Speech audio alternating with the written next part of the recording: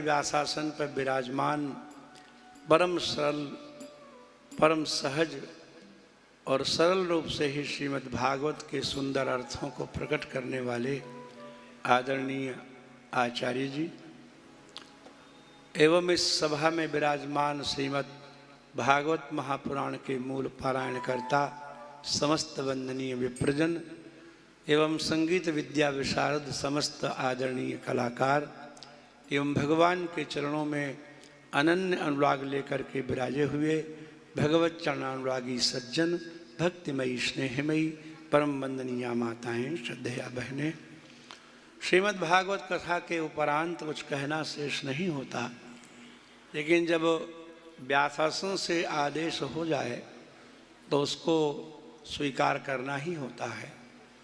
व्यास गद्दी पर जो विराजमान होते हैं वो वेदव्यास कहलाते हैं और वेदव्यास को सद्गुरु कहा गया है। आप लोगों ने एक श्लोक सुना होगा, बड़ा प्रसिद्ध है, गुरुर्ब्रह्मा गुरुर्विष्णु गुरुर्देवो महेश्वरः गुरु साक्षात् परब्रह्म तस्मै श्री गुरवे नमः। अब इसका अर्थ लोग जो गुरुजन हैं वो करते हैं कि भाई गुरु ही जो है साक्षात श्री कृष्ण है, वही शिव है, वही ब्रह्मा है, गुरु ब्रह्मा है, गुरु विष्णु है, गुरु शंकर है, वो परब्रह्म है। चार उपमाएं नहीं। तो आधुनिक जो शिष्य हैं या आधुनिक जो श्रोता हैं उनके मन में कई बार ये विचार आता होगा, एक साधारण व्यक्ति जो गुरु बना है वो ब्रह्मा विष्णु महेश कैसे हो गया? गुरु ब्रह्मा है, गुरु विष्णु है, गुरु जो है महेश्वर है, साक्षात जो है अपरोक्ष निराकार निर्विकार सर्वत्र व्याप्त अनंत कल्याण गुणगणमय कोटि कोटि ब्रह्मांड नायक परमात्मा जो ब्रह्म है वही गुरु है, ऐसा विश्वास नहीं होता। उस विश्वास को दिलाने के लिए श्रीमद् भागवत की ये व्यासपीठ है। जब वेदव्यास भगवान का आप स्तवन करते हैं, स्तुति करते हैं, तो कहते हैं कि देखो हमने गुरु की चार उपमा दी, चार नाम दिए, ब्रह्मा विष्णु महेश, यही दिया ना। तो ये जो व्यासासन पर बैठा हुआ है वो अचतुर्वदनो ब्रह्मा, ब्रह्मा जी के चार मुख होते हैं, इनके चार मुख नहीं हैं लेकिन ये ब्रह्मा है। और द्विबाहुरपरो हरि, इनकी चार भुजाएं नहीं हैं नारायण की तरह, हैं तो दो ही भुजाएं, लेकिन द्विबाहुरपि हरि ही, लेकिन दो भुजाओं होते हुए भी ये हरि ही है। अभालोचन शंभु, और इनके भाल में माथे में लोचन नेत्र नहीं है। अभाल लोचन नास्ति भाले लोचनम यस्य, भाल में लोचन जिनके नहीं है, लेकिन शंभु ये शिव ही है। कौन है वो? भगवान बादरायण। वो भगवान बादरायण हैं, बदरी वन में निवास करने वाले श्री वेदव्यास। और जब वेदव्यास भगवान हैं तो श्री महाभारत के उद्योग पर्व में 6 अध्याय में एक दर्शन है जिसका उपदेश सनत सनंदन सनातन और सनत कुमार ने, अभी अभी आप उनके ही प्रवचन सुन रहे थे, वो उन्होंने धृतराष्ट्र को सुनाया है। जब विदुर जी ने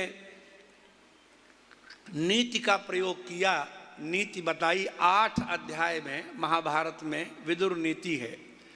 और श्रीमद् भागवत के तृतीय स्कंद में संकेत है यन्मंत्रिणो वैदुरिकम वदन्ति। विदुर जी ने जो उपदेश किया था धृतराष्ट्र को रात्रि में, ये उस दिन की घटना है कि जब भगवान ने सभा में विराट रूप दिखाया, 5 गांव का संधि पत्र लेकर गए और दुर्योधन ने कहा कि जो है सोच्यग्र नैव दास्यामी बिना युद्धेन केशव, बिना युद्ध किए तो हम सुई के अगले हिस्से के बराबर भी नहीं दे सकते, और ये जो है आया है गाय चराने वाला, इसको बांध लो। बांधने का जब आदेश किया तो भगवान ने कहा लाओ रस्सा, अब रस्सा कहाँ से आवे? रस्सा तो वेद भगवान कांप रहे हैं, भगवान को बांधना चाहा तो भगवान ने सारे संसार को बांध लिया। स सर्वज्ञम सर्वतः स्पृत्वात्यतिष्ठत् दशांगुलम, सारे ब्रह्मांड को लपेट लिया और उसके बाद भी 10 अंगुल बच गया। अब बताइए उस परमात्मा को कौन बांधे जो सारे संसार को लपेट ले। सर्वतः स्पृत्वा, चारों ओर से स्पृष्टवा, स्पृत्वा माने स्पृष्टवा माने लपेट करके, और अतिष्ठत दशांगुलम, 10 अंगुल बच गया। 10 अंगुल यशोदा बांध के हार गई, 2 अंगुल नहीं पूरा कर पाई कृपा के बिना, और भगवान सारे संसार को बांध करके 10 अंगुल बच गया। यही तो स्तुति है भगवान की। यजुर्वेद में, यजुर्वेद का 40वां अध्याय है कि वो भगवान हजारों सिर वाला है, हजारों पैर वाला है, हजारों आँखों वाला है, और वो सारे संसार को व्याप्त कर ले फिर भी वो 10 अंगुल बच जाता है। बड़ा प्रसिद्ध मंत्र है, सब ब्राह्मणों को याद है। सहस्र शिरेखा पुरुखा सहस्राक्ष सहस्रपात स भूमि गुंग सर्वत स्मृतवात्य। भूमि गुंग का अर्थ है भूमिम, जहाँ द्वितीया होती है वहाँ वेद में गुंग का प्रयोग करते हैं। तो सब भूमि गुंग सर्वत स्मृतवा मैंने ये भूमि को, पूरी पृथ्वी को चारों ओर से लपेट लिया, तो उसके बाद भी अतिष्ठत दशांगुलम, 10 अंगुल बच गया। तो भला उसको कौन बांध रहे? तो दुर्योधन तो नहीं बांध पाया, भगवान ने विराट रूप दिखाई दिया। अब धृतराष्ट्र डर गया, इतने विराट रूपधारी भगवान को कैसे हम बस में करेंगे, ये तो पांडवों की ओर हैं। तो आधी रात को विदुर जी को उसने बुलाया, अंधे राजा ने, और कहा कि बताओ हमें क्या करना चाहिए। तो विदुर जी ने 8 अध्याय में अपना प्रवचन किया। तो इतना गदगद हो गए धृतराष्ट्र कि बोले अब हमको आप ब्रह्म विद्या का उपदेश कीजिए, हम संसार सागर से पार होना चाहते हैं।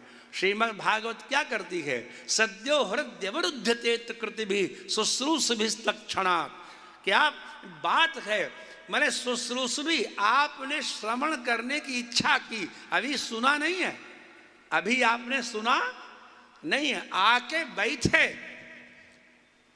शुश्रूषा है आपकी, श्रोतुम इच्छा शुश्रूषा यस्य असौ शुश्रूषु तई ही शुश्रूष भी, मैंने सुने की अभी इच्छा हुई थी, अभी सुना होना थोड़ा है, शुश्रूषु है वो। श्रोतुम इच्छु शुश्रूषु, जो सुनना चाहे उसको शुश्रूषु कहते हैं। तो शुश्रूषु का गुरु तेरे रूप चला लो, तो तृतीय वचन में गुरु का गुरु भी और शुश्रूषु का शुश्रूषु भी। तो शुश्रूषु भी मैंने भगवत कथा श्रोतुम इच्छत भी, भगवान की कथा को श्रवण करने का संकल्प जैसे किया, सोई भगवान आकर के तुम्हारे हृदय में बैठ जाते हैं कि भाई इसके साथ ही हम भी सुनेंगे। श्रद्धो हृदय अवरुध्यते, और बैठे ही नहीं जाते हैं, हृदय की खिड़कियां बंद हो जाती है, अब भगवान निकल ही नहीं सकते। बताओ कितनी बड़ी गारंटी है, श्रीमद् भागवत कितनी बड़ी गारंटी देता है कि आपने श्रवण करने की इच्छा की और भगवान आपके हृदयाकाश में, जो दहरा आकाश है आपके हृदय में, उसमें आकर के बंद हो गए और देर नहीं लगाई, तत्क्षणात् एट वंस, जैसे ही तुमने सुनने की इच्छा की उसी समय आके बैठ गए। क्योंकि श्रीमद् भगवत गीता के 9वें अध्याय में भगवान स्पष्ट कहते हैं कि क्षिप्रम भवति धर्मात्मा सस्वत् शांति निगच्छति कौन्तेय प्रतिजानी ही न मे भक्त प्रणश्यति। भगवान प्रतिज्ञा करते हैं कि क्षिप्रम, अच्छा अब बिजली का अगर तार कोई छू ले जिसमें करंट हो, बिना करंट वाला नहीं, तो तुरंत ही झटका मारेगा कि थोड़ी देर बाद? नहीं आई समझ में बात? थोड़ी देर बाद मारेगा। तो जरा विचार करो कि जरा सा प्रकाश पावर जिसमें है, श्रीमद् भागवत में कपिल भगवान कहते हैं कि मद भयात वाति वातोयम सूर्यस्तपति मद भयात परसति इंद्रो आहा दहत्यग्नि मृत्युश्चरति मद भयात। ये सूर्य हमारा ड्यूटी देता है, ये सूर्य, हम शासक हैं सूर्य के। श्वेताश्वतर उपनिषद कहती है न तत्र सूर्यो भाति न चंद्र तारकम नेमा विद्युतः भांति कुतोयम अग्निः तमेव भांतम अनुभांति सर्वे तस्य भाषा सर्वमिदं बहाति। उपनिषद कहती है कि देखो ये जो बल्ब जल रहा है इसमें अपना प्रकाश है कि तार से आया हुआ है, उधार लिया हुआ? सोचो। तो सूर्य का जो बल्ब जल रहा है उसमें श्री कृष्ण का स्विच फिट है। सूरज की लाली में, चंद्र की उजाली में, बोलो वो कौन है, बोलो वो कौन है? न तत्र सूर्यो भाति, सूर्य के पास अपना प्रकाश नहीं है, ये उपनिषद कहती, हमारा आग्रह नहीं। न तत्र सूर्यो भाति न चंद्र तारकम, न चंद्रमा और तारे चमकते हैं, कोमा विद्युतः, फिर इन बिजलियों की तो औकात ही क्या है, क्वेमा विद्युतः, और कुतोयम अग्नि, और इस अग्नि को तो क्या बात करें, कुतो, अरे क्या है अग्नि, कुतोयम अग्नि तमेव भांतम अनुभांति सर्वे। जब भगवान प्रकाश देने लगता है तो उसी की चमक से सब चमकने लगते हैं। तो बिजली का तार छूने से तुरंत झटका लगता है, और साक्षात श्री कृष्ण ही आके बैठ जाए इसके हृदय में तो कितना झटका लगेगा, बोलो। सारा पाप भाग जाएगा। इसलिए भगवान श्रीमद् भागवत के 2 स्कंद के 8वें अध्याय के 5वें श्लोक में स्पष्ट करते हैं कि प्रविष्टः कर्णरंध्रेण, जैसे ही भागवत सुनने आप आए तो श्री कृष्ण कान के छिद्र से आपके अंतःकरण में प्रवेश कर जाते हैं। बताइए अब। अच्छा एक बात बताओ, आप लोग भागवत में जो लिखा है उस पर विश्वास है कि नहीं? या तो ऐसे ऐसे करो या ऐसे ऐसे करो, पूरा विश्वास है? तो आप कहें, ये प्रश्न कर सकते हैं, अच्छा विश्वास तो है, क्यों विश्वास करें? तो विश्वास इसलिए करो कि छोटे बच्चे से माँ कहती है ये तेरा बाप है, कहती है ना, तो लड़का बिना किसी हेजिटेशन, विदा डाउट कहता है पिताजी, कहता कि नहीं? तो क्या प्रमाण है कि वो पिताजी है? हम तो कहते नहीं है तुम्हारा बाप है। तो बालक कहता है नहीं ये मेरे पिता हैं। बोले क्यों? क्योंकि माता कहती है, माता का वचन प्रमाण है। माता का वचन, आप लोग तो रेल से आए होगे, ज्यादातर मध्य प्रदेश से आए हो, कोई नहीं आया रेल से? तो ऐसे ऐसे दिया करो जब कहें हाँ रेल से आए। अब रेल मानो आधी रात को मिलनी है और उसी स्टेशन से कई रेल्स निकल रहे हैं, एक रेल के ऊपर लिखा है वो नंबर जो तुम्हारे टिकट पे लिखा हुआ है कि जबलपुर से निजामुद्दीन। उस पट्टिका के उस नंबर के अलावा तुम्हारे पास क्या प्रमाण है कि ये रेल दिल्ली ही जाएगी? मैं तो कहता हूं बंबई जाएगी। लेकिन आपको उन वचनों पर, उन अक्षरों पर इतना विश्वास है कि आप आंख मूंद के उसमें घुस जाते हैं। बोलो है कि नहीं विश्वास? तो जैसे रेल के लिखे हुए पट्टिका के ऊपर अक्षरों पर तुम्हें विश्वास है, ऐसे माता का वचन भी प्रमाण है। वो कहती है तुम्हारे बाप हैं तो वचन प्रमाण है, उसमें कोई संदेह नहीं है। शब्द प्रमाण होता है। आप लोगों ने जब खूब पानी बरसता है तो कहते हो कि हाँ देव खूब बरस रहा है, इंद्र राजा बरस रहे हैं, कहते हो कि नहीं? कोई मर जाता, यमराज ले गए, आंधी चली, घर गिर गया, वायु देवता ने गिरा दिया। वायु देवता हैं, इंद्र देवता हैं, यम देवता हैं, तुमने देखा किसी ने? ऐसे ऐसे करो तो कैसे मालूम? वचन प्रमाण है, शास्त्र प्रमाण है। शास्त्र कहता है इंद्र वर्षति, अभी हमने श्लोक सुनाया था। शास्त्र कहता है इंद्र बरसता है। आप जानते हो इंद्र बरस रहा है, तो भागवत का वचन प्रमाण है। वेदव्यास कहते हैं जब मां का वचन प्रमाण है तो वेदव्यास का वचन प्रमाण नहीं होगा। और व्यास का वचन प्रमाण है कि जब कथा सुनने आप बैठते हैं तो प्रविष्टः कर्णरंध्रेण, तो कान के छिद्र से श्री कृष्ण प्रवेश कर जाते हैं। स्वानाम भाव सरोरुहम, आपके अंतःकरण में बैठ जाते हैं। आप लोग यहाँ परदेश में आए हैं, हो सकता कोई कमरा ऐसा मिले जो झाड़ू न लगी हो, थोड़ा गंदा हो, तो शिकायत नहीं करना कि कमरा गंदा है और देखो क्या व्यवस्था की। झाड़ू ढूंढ लेना चाहिए, अपने आप साफ करो। घर तो रोज साफ ही करते हो। ऐसे ही भगवान जब अंतःकरण में आते हैं तो वहाँ जन्म जन्म की वासनाएं बैठी हुई हैं, बड़ी गंदगी है, तो भगवान शिकायत नहीं करते। धुनोति समलम कृष्ण, भगवान स्वयं उस मल को झाड़ू लगा के दूर कर देते हैं, अंतःकरण को साफ कर देते हैं। धुनोति, आप लोगों में से हो सकता है कोई ऐसा हो जिसने पुराने जमाने में रुई धुनने वालों को देखा हो। उनके पास एक धनुष होता था और धनुष के आगे हिस्से में चमड़े की रस्सी बंधी होती थी। धनुष का डंडा रस्सी में बांध के ऊपर टांग देते थे।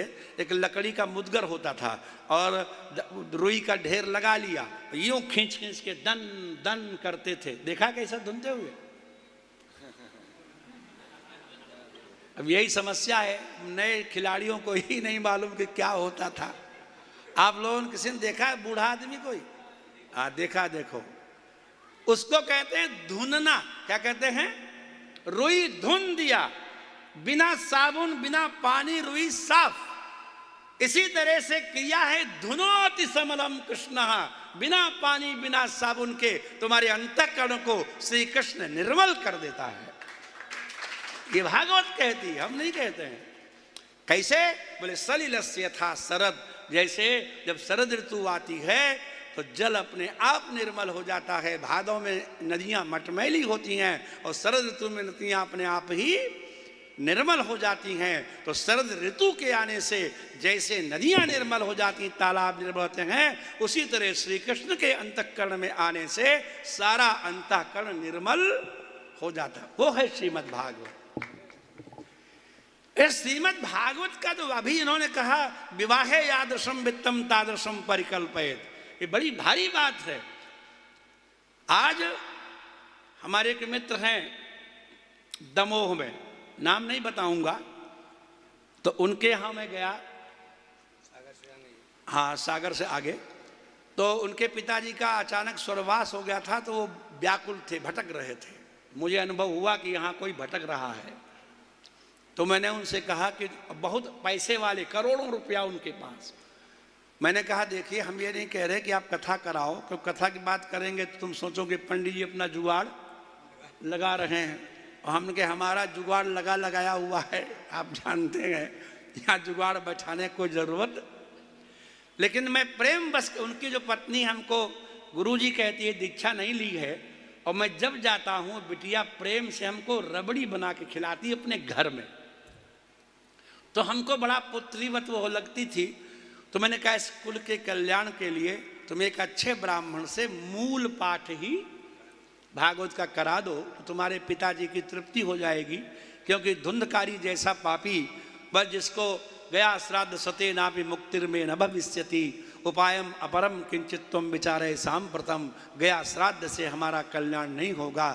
मैंने पापी से पापी ब्रह्मराक्षस। मैं आपको एक हंसी की कथा सुनाऊं, समय ज़्यादा हो गया हो तो बंद कर दूं। एक सज्जन जा रहे थे बद्रीनाथ। कहाँ जा रहे थे? और भागलपुर के थे।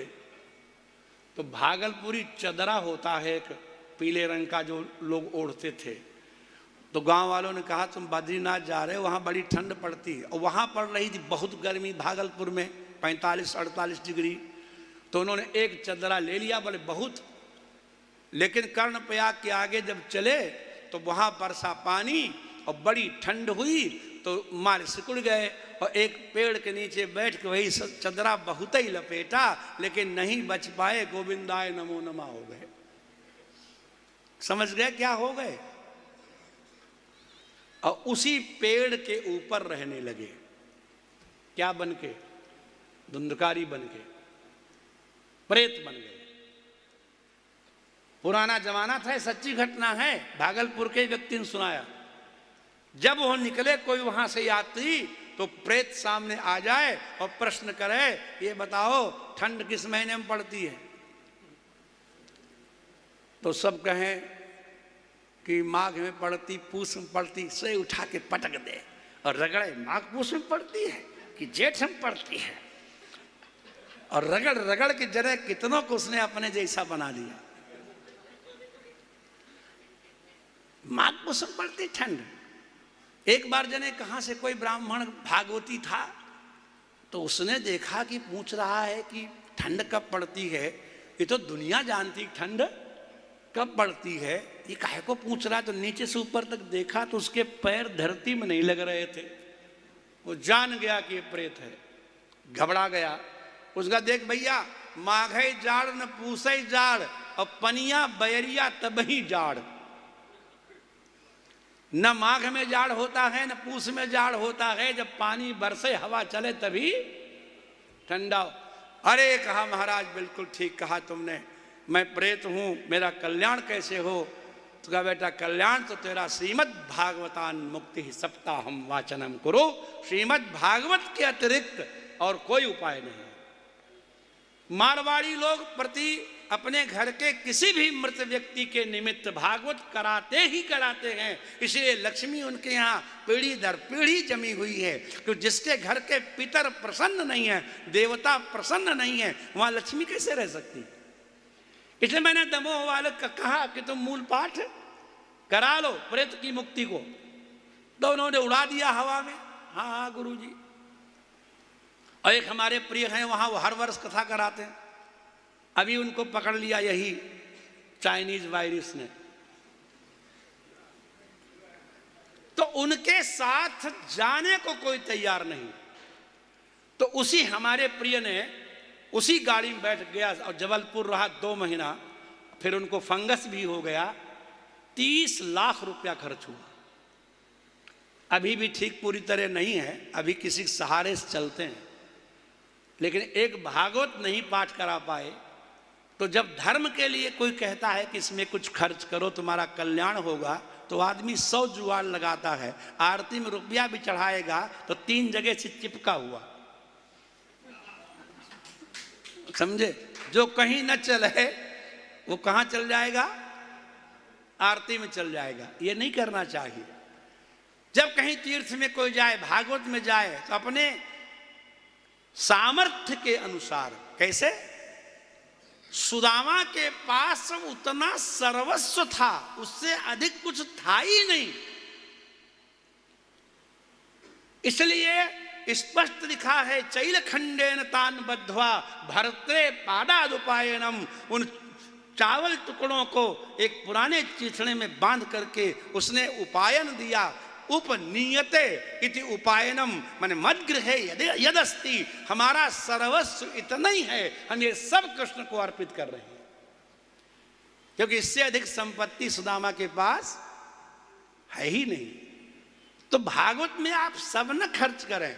लड़की के ब्याह में भी कोई सब नहीं खर्च करता, लेकिन श्रीमद् भागवत का अनुष्ठान अपने पितरों को और भगवान को तृप्त करने का कलयुग में सर्वश्रेष्ठ साधन है, और कोई साधन नहीं है। और आप कितने भाग्यशाली हैं कि एक तो श्री वृंदावन धाम, गृह बने तथा तीर्थे। घर में सुनो, वन में सुनो, तीर्थ में सुनो। सबसे कम फल घर में, उससे ज्यादा फल वन में, उससे ज्यादा फल तीर्थ में। और वृंदावन में दोनों योग्यताएं हैं। ये वृंदावन भी है और तीर्थ शिरोमणि भी है, इसलिए दोनों फल यहां प्राप्त होते हैं वृंदावन में। गृहे बने तथा तीर्थे। और उस पर भी इतने सरल वक्ता से, निष्कपट वक्ता से। आजकल तो मनस्य अन्यत वचस्य अन्यत, कर्मण्यन्यत दुरात्मनाम। मन में कुछ है, वचन में कुछ है, व्यवहार में कुछ है। सरल होना बड़ा कठिन है, और आप जो हैं सरलता की प्रतिमूर्ति है। इसीलिए हम इन पर रीझे हैं, क्योंकि बहुत अच्छे लगते हैं हमको। श्यामोपि सुंदरः इति श्याम सुंदरः। श्याम सुंदर का अर्थ है जो श्याम भी हो फिर भी बड़ा अट्रैक्टिव पर्सनैलिटी हो, समझे? तो अट्रैक्टिव पर्सनैलिटी हैं आप, इसलिए हमको बड़ा आनंद आता है। आपने बड़े ही उद्यम के द्वारा अन्यान्य भक्तों को एकत्रित करके उनको ये लाभ दिया, और हमारा लाभ ये हुआ कि एम तो परमो लाभा। उत सुदामा जी ने सोचा नहीं कुछ मिलेगा तो कोई बात नहीं, क्या पंक्ति है भागवत की, अयम ही परमो लाभः उत्तम श्लोक दर्शनम। और कोई लाभ हो या ना हो, लेकिन उत्तम श्लोक भगवान का दर्शन तो हो ही जाएगा। और आप तो मदन मोहन मंदिर के ठीक सामने बैठे हुए हैं।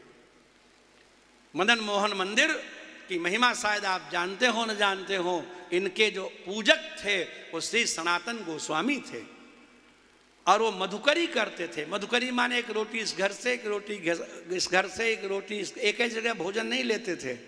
और 10-12 रोटी मोटी मोटी हो जाती थी, झोली में लेके यमुना किनारे आते और गड्ढा खोदते, 2 रोटी रख लेते, बाकी उसी में दबा देते बालू में, और उन दोनों रोटियों को छप छप करते यमुना जल में, और अपने मदन मोहन भगवान को झोली से निकालते और उन्हीं रोटियों का भोग लगा देते।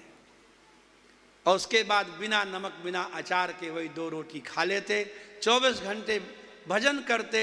जब फिर बहुत भूख लगती तो उसी गड्ढे में से 2 रोटी फिर निकाल लेते।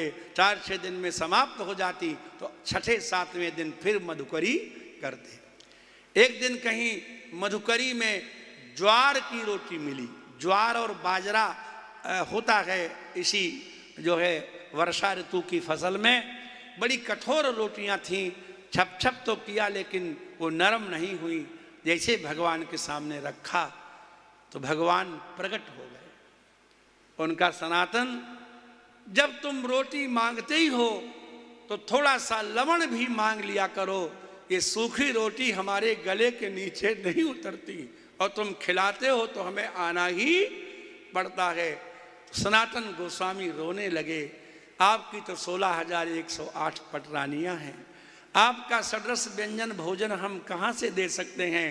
प्रभु, आप तो किसी मंदिर में बैठो, वहाँ भोग राग आरोगो, हमें तो भजन करने दो। और ला करके मदन मोहन भगवान को इस टीले पर बिठा दिया। और वहीं पर मदन मोहन सनातन गोस्वामी के हैं। तुरंत लोग इकट्ठे हो गए। पहले झोपड़ी बनाई, फिर ईंटों का बनाया, फिर पत्थरों का बनाया, और अंत में दिव्य विशाल मंदिर मदन मोहन भगवान का बनके तैयार हुआ। सबसे प्राचीन मंदिर ये है, क्या नाम जो है, श्री वृंदावन धाम में मदन मोहन भगवान का। वो बड़े भक्त वत्सल हैं। उनके सन्मुख बैठ करके अपने दाहिनी ओर उनको लेकर के आप लोग कथा सुन रहे हैं। बहुत धन्य हैं। अहमपि धन्यः यतोहि अत्र भागवतस्य कश्चित् प्रसंगः प्रस्तूयेत तादृशः अवसरः नास्ति। कोई विषय या भागवत का प्रसंग सुनाने का कोई अवसर नहीं है, वो तो आपका स्नेह है। और मैं स्वयं भी दर्शन करना चाहता था, आया और आप लोगों का दर्शन पाया। समय अभाव है, आपका 6 बजे तक का समय है और 6:45 बजने वाला है, तो मैं सबको वंदन करता